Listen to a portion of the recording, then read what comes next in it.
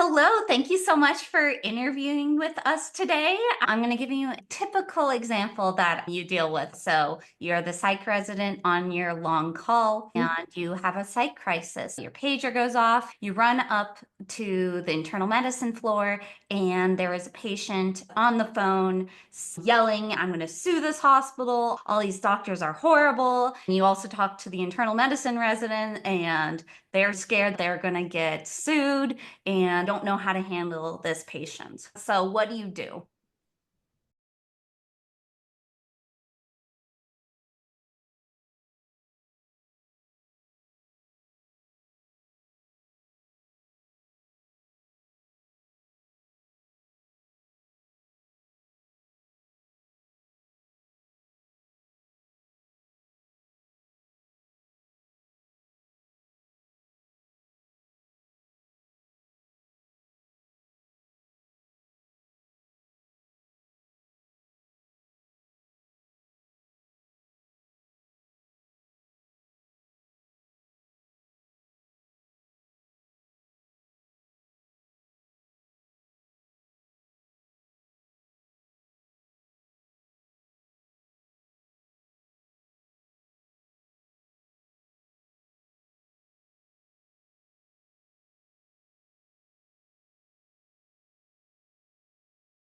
I'll give you a little bit more information. As you sit down and talk with the patient tells you that they are in a lot of pain, their legs are in a lot of pain, and the doctor refuses to give them the pain medicine they want.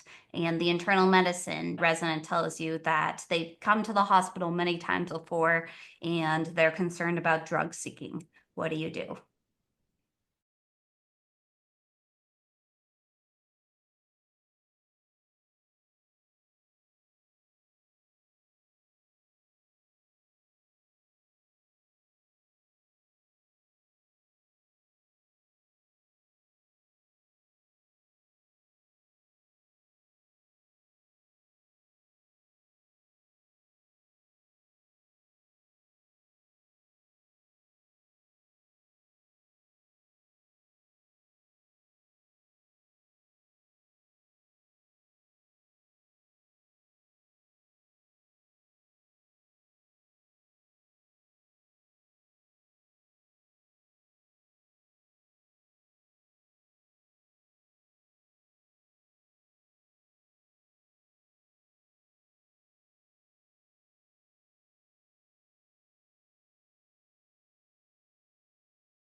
So, last bit of information about the same patient, you find out that he's on the phone with his son, who says that he's the POA and that he wants to talk to you. However, the patient says he forbids you to talk with the son. How do you handle that situation?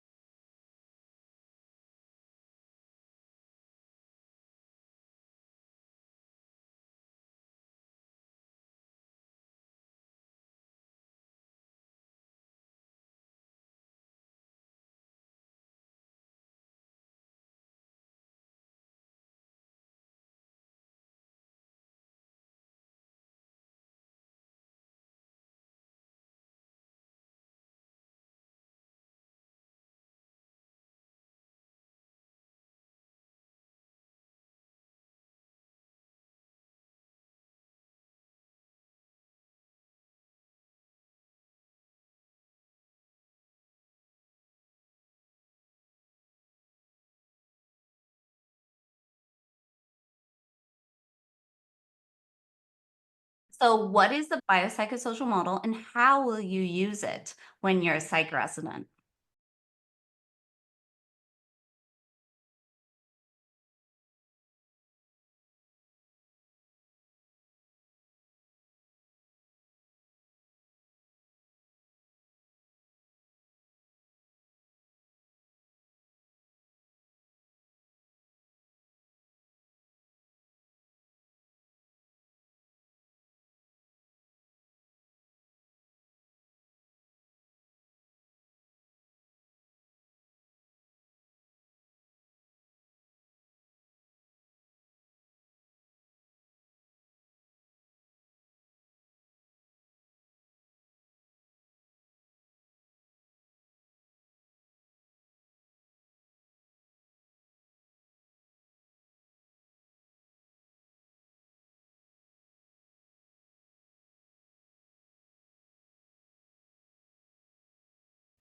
Talk to me about an experience that really challenged you while working with a patient in the psychiatric field.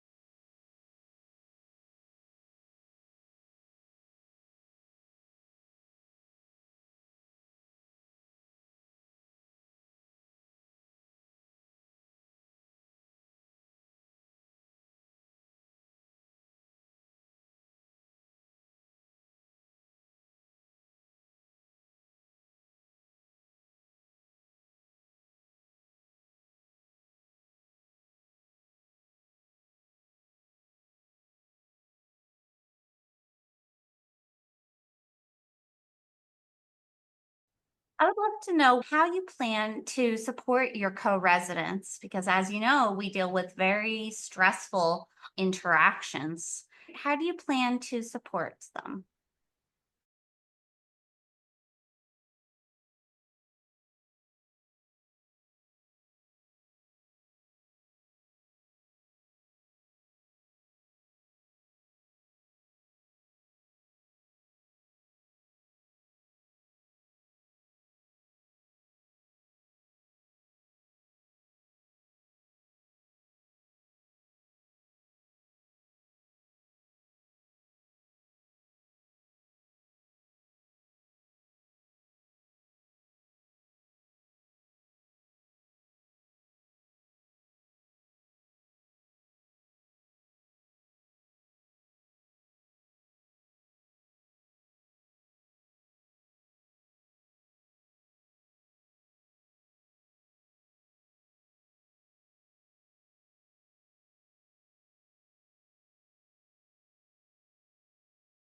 What is an activity that you've done in the past that's given you a specific strength that you will bring in to psychiatry?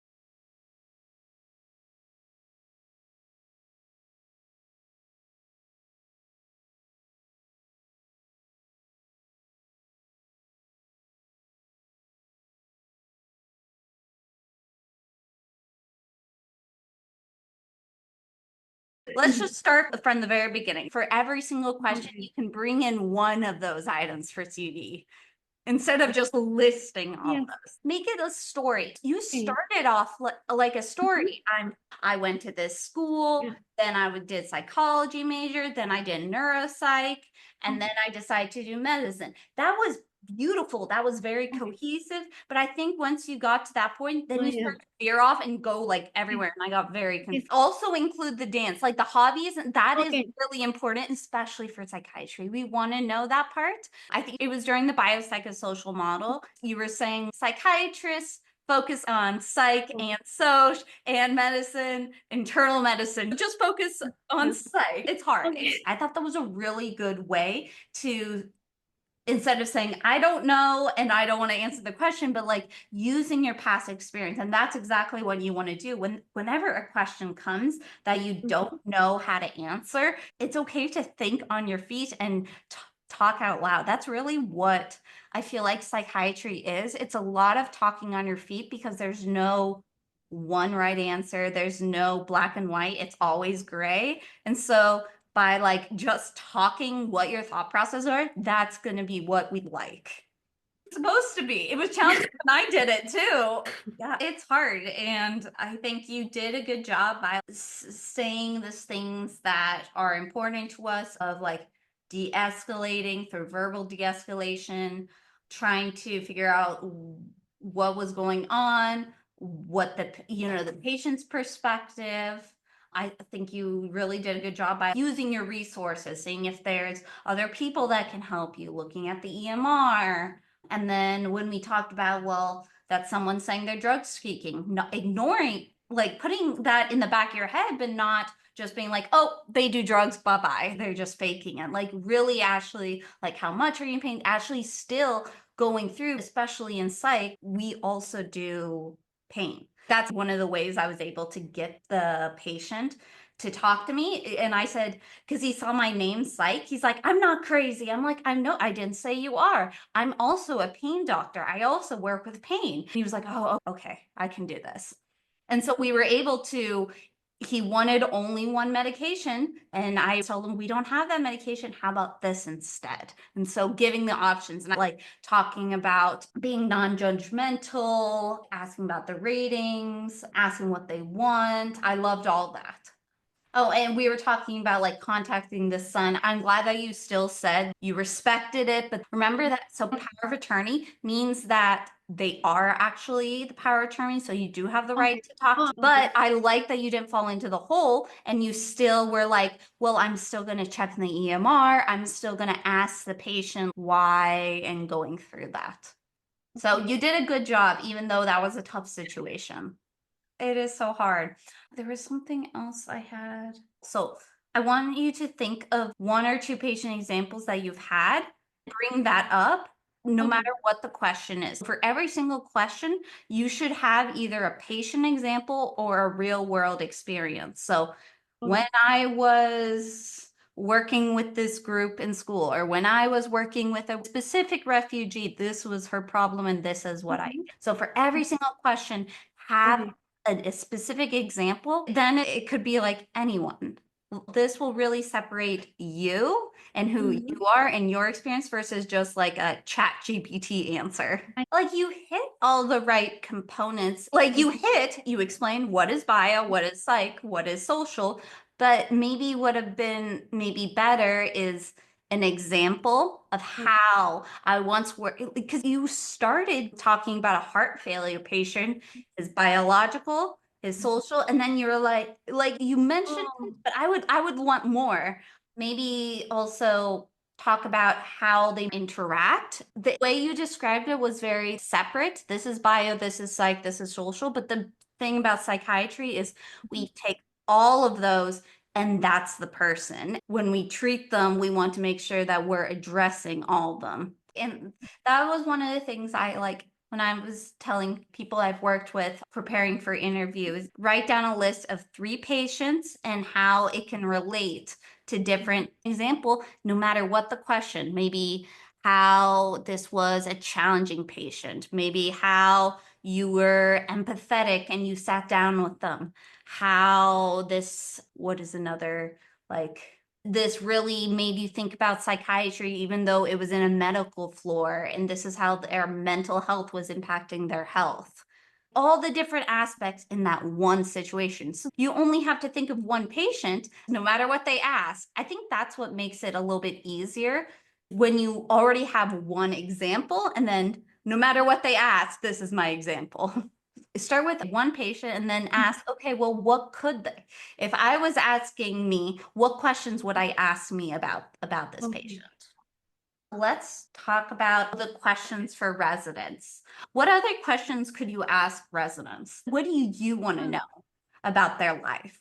Where they live, or if they have families or kids or partners? Ask some specifics. That will help you also connect with them. Be like, oh, I'm also married. And it also allows you to see, like, is this a type of group that I would want to hang out with or want to talk with long term? That's what we're here for. I did the previous 2 or 3 months I was on when people were interviewing, and those were the questions that I thought were most beneficial.